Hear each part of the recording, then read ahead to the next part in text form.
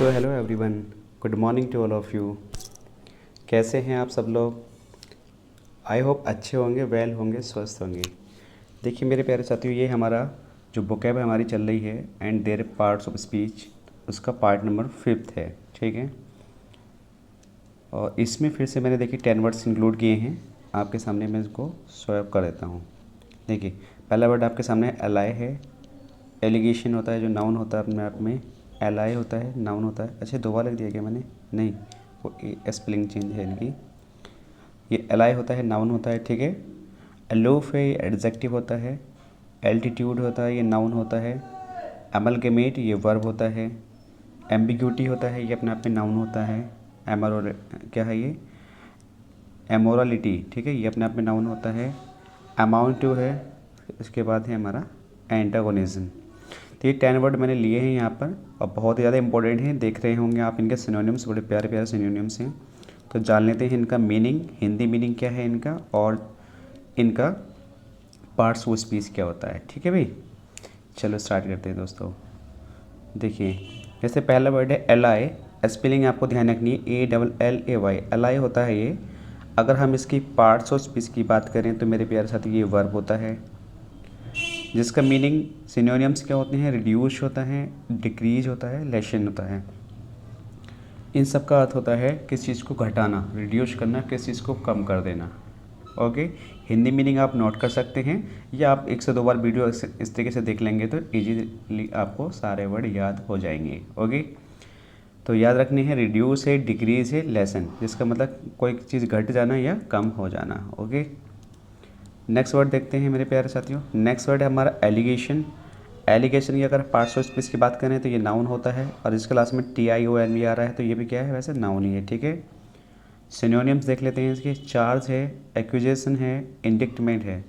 किसी पे हिंदी मीनिंग है इसका, किसी पे अभियोग लगाना या किसी पे आरोप लगाना, ठीक है। हिंदी इसकी आप नोट कर सकते हैं, किसी पे अभियोग लगाना या किसी पे आरोप लगाना, ब्लेम लगाना, ठीक है।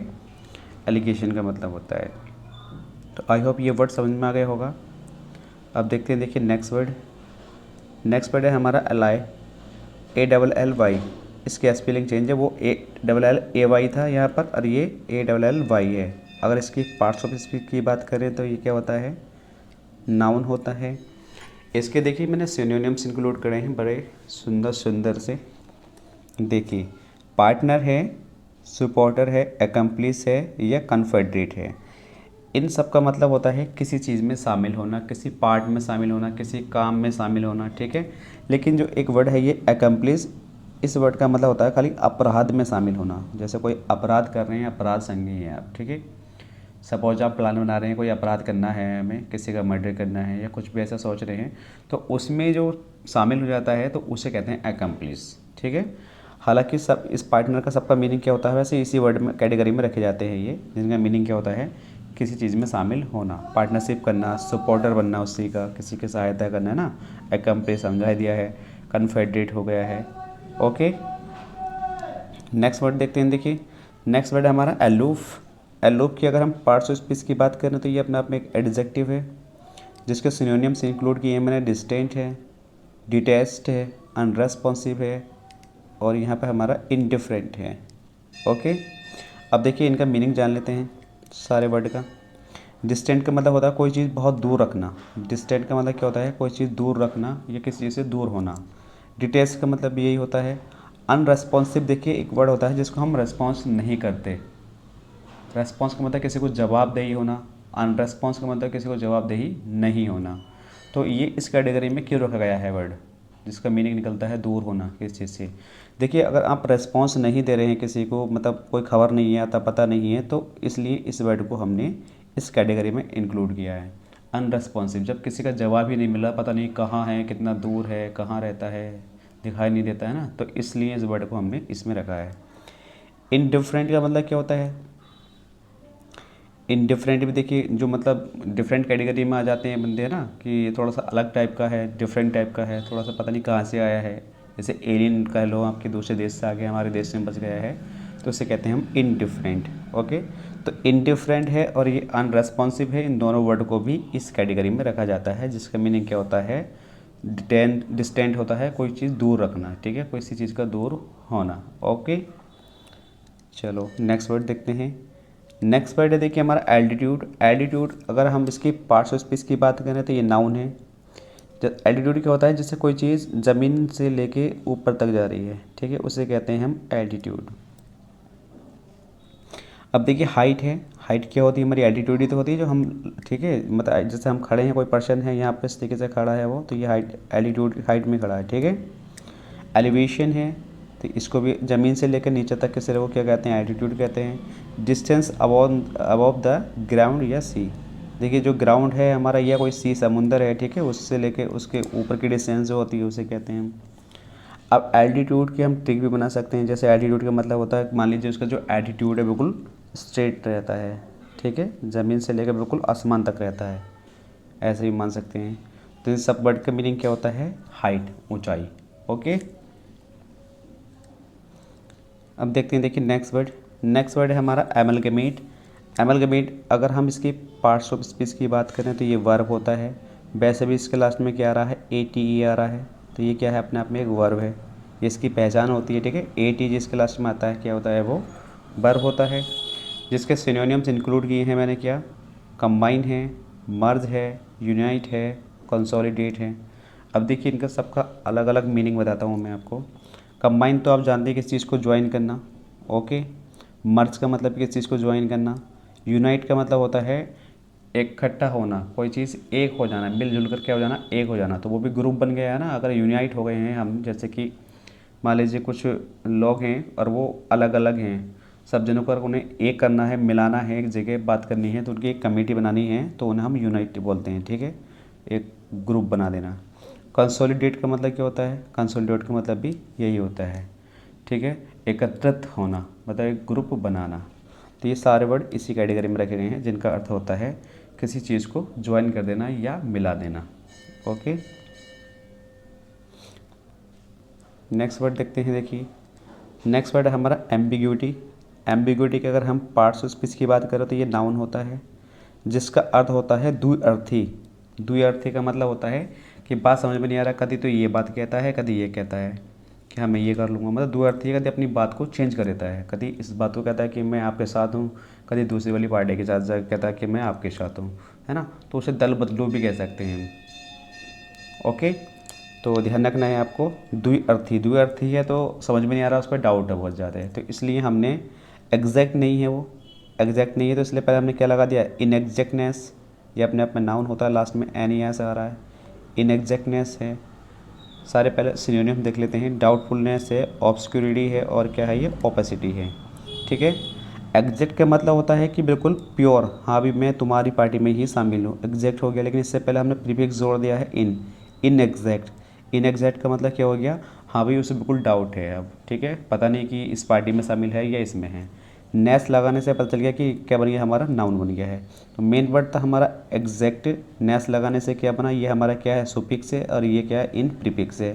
देखिए एक ही वर्ड में हमने प्रीफिक्स जोड़ा है और एक में सुफिक्स जोड़ा है, तो ये पूरा वर्ड बन गया क्या, हमारा इनएग्जैक्टनेस। ओके, तो ये बन गया इनएग्जैक्टनेस। अब देखेंगे यहाँ, समझेंगे इस प्यारे से नेक्स्ट वर्ड को भी। डाउट एक वर्ड है मेन, क्या है यहाँ पे, डाउट। डाउट का मतलब किसी पे संदेह होना। FUL फुल जोड़ने से ये क्या जोड़ा हमने, इसमें सुफिक्स जोड़ दिया, फुल। जब इसमें हमने सुफिक्स जोड़ा तो डाउटफुल बन गया, फिर क्या हो गया, ये एडजेक्टिव हो गया। ध्यान रखना, डाउट अपने आप में एक वर्ब है, डाउट अपने आप में एक नाउन भी होता है, लेकिन अगर डाउट में फुल जोड़ दो तो क्या बन गया, ये एडजेक्टिव बन गया। फिर इसके लास्ट में एक और सुफिक्स जोड़ा हमने, नेस। नेस जोड़ने से क्या बन गया, अब ये नाउन बन गया, डाउटफुलनेस। इसका अर्थ क्या हुआ, वहीं आपको डाउट है किसी चीज़ पर, संदेह है। ओके, ऑब्सक्यूरिटी। ऑब्सक्यूरिटी का मतलब क्या होता है, देखिए अस्पष्ट, जो चीज़ स्पष्ट ना हो, जो चीज़ क्लियर ना हो, उसे बोलते हैं अस्पष्ट, ठीक है। अगर वो चीज़ अस्पष्ट है तो भाई आप क्या हैं, आपको डाउट है, संदेह है किसी प्रकार का, इसे बोल सकते हैं। ओके, नेक्स्ट वर्ड आता है ओपेसिटी। ये अपने आप में नाउन होता है, ये भी अपने आप में नाउन होता है, दोनों नाउन है, ठीक है। ओपैक एक वर्ड होता है, ओपैक, QUE। ओपैक का मतलब क्या होता है, अपारदर्शी। अपारदर्शी का मतलब ये होता है अस्पष्ट, अस्पष्ट, जो चीज़ स्पष्ट ना हो या क्लियर ना हो, ठीक है। तो ओपेसिटी, ओपेसिटी का मतलब क्या होता है, जो चीज़ स्पष्ट नहीं है, क्लियर नहीं है, तो क्या हो गया इसका अर्थ, द्विअर्थी हो गया, ठीक है। तो आई होप ये सारे वर्ड आपको इजीली समझ में आ गए होंगे। देखिए नेक्स्ट वर्ड देखते हैं। नेक्स्ट वर्ड है हमारा एमोरलिटी। अरे एक मिनट पहले लेते हैं। एमोरलिटी, अगर हम इसकी पार्ट्स ऑफ स्पीच की बात करें तो ये क्या होता है, एक नाउन होता है जिसके सिनोनिम्स इंक्लूड करें मेरे immortality, disregard for mortality, bigness, ठीक है। जो हमारी इमोर्टलिटी का मतलब क्या होता है, जो हमारी ईमानदारी होती है, ठीक है, उसका डिसरिगार्ड करना, ईमानदारी जो होती है। मोर्टलिटी का पता होता है ईमानदारी, ठीक है, इमोर्टलिटी, ओके। वैसे अगर हम इमोरलिटी की बात करें तो इसका मतलब होता है अनैतिकता। अनैतिकता का मतलब क्या हो गया, जिसके अंदर नैतिकता नहीं है, ईमानदारी नहीं है, शिक्षा नहीं है, ठीक है, उससे बोलते हैं इमोरलिटी, अनैतिकता। या ऐसा कह सकते हैं डिसरिगार्ड कर रहे हैं आप। डिसरिगार्ड का मतलब होता है किसी की इंसल्ट करना, ठीक है। किस चीज़ की इंसल्ट कर रहे हैं आप यहाँ पर, इमोरलिटी की कर रहे हैं।